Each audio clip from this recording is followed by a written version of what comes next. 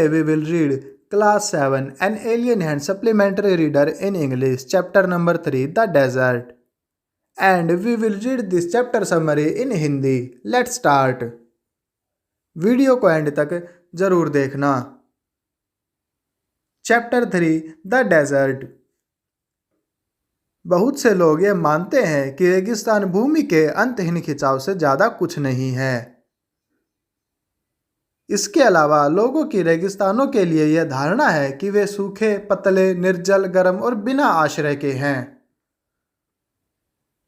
इसलिए लोग रेगिस्तान के बारे में नकारात्मक राय रखते हैं.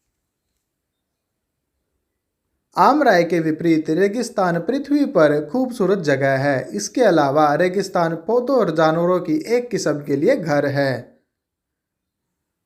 यह निश्चित रूप से एक दुर्लभ कीमती दृश्य है जहाँ वर्षा होते ही मरुस्थल खिलता है.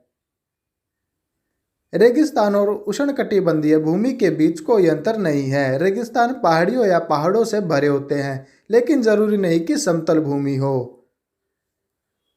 एक नखलिस्तान हरे द्वीप के समान है जो रेगिस्तान के बीच में मिल सकता है. रेगिस्तान में हरे पौधे और पेड़ शामिल हो सकते हैं. इस तरह के पौधे और पेड़ निश्चित रूप से आराम और आश्रय प्रदान करते हैं. इसके अलावा रेगिस्तान में स्प्रिंग्स भी शामिल हो सकते हैं. रेगिस्तान एक गर्म क्षेत्र है, लेकिन यह लद्दाख जैसा ठंडा क्षेत्र भी हो सकता है. रेत के टीले रेत के ढेर से युक्त टीले होते हैं जो तेज हवाओं के समय अंतहीन रूप से हिलते और हिलते रहते हैं.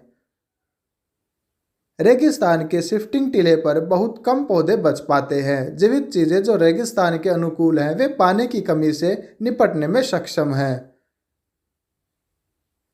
ऐसे जानवर जीवित रहने में सक्षम हैं क्योंकि उन्हें जीवित रहने के लिए कम पानी की आवश्यकता होती है. ऊंट एक रेगिस्तानी जानवर है जिसे रेगिस्तान के जहाज के रूप में जाना जाता है. यह जानवर कई दिनों तक पानी के बिना रह सकता है. ऊंट एक बार में खूब पानी पीते हैं. ऊंट को बहुत कम पसीना आता है और शरीर के उच्च तापमान को सहन कर सकता है क्योंकि ऊँटों के शरीर हमारे शरीर से अलग होते हैं. ऊँटों के विपरीत हमें अपने शरीर को ठंडा रखने और उचित तापमान बनाए रखने के लिए पसीना बहाना पड़ता है. भूमिगत रेगिस्तान में छोटे रेगिस्तानी जानवर छिपे रहते हैं.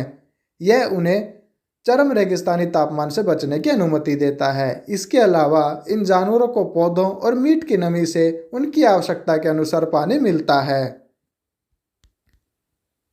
कैक्टस जैसे रेगिस्तान पौधे अपने मोटे तने की बदौलत पानी को स्टोर करने में सक्षम होते हैं. ऐसे पौधों में गहरी जड़ों की कमी होती है, इसलिए वे वर्षा जल को अवशोषित करते हैं क्योंकि वे सतह के करीब होते हैं. तापमान और सूखापन की विविधता रेगिस्तानों की विशिष्ट विशेषताएं हैं. रेगिस्तान में नम जलवायु की नमी गायब है. इस कंबल की कमी के कारण रेगिस्तान की भूमि तेजी से गर्म होती है और साथ ही रात में तेजी से ठंडी हो जाती है. रेगिस्तान निश्चित रूप से सभी के लिए प्रकृति का एक उपहार है. जैसे इसका महत्व वैसा है जैसा कि प्रकृति के अन्य उपहारों जैसे कि वन और महासागर. सबसे उल्लेखनीय तो यह है कि किसी को रेगिस्तान का पता नहीं लगाना चाहिए बल्कि उसे प्राकृतिक का आशीर्वाद मानना चाहिए.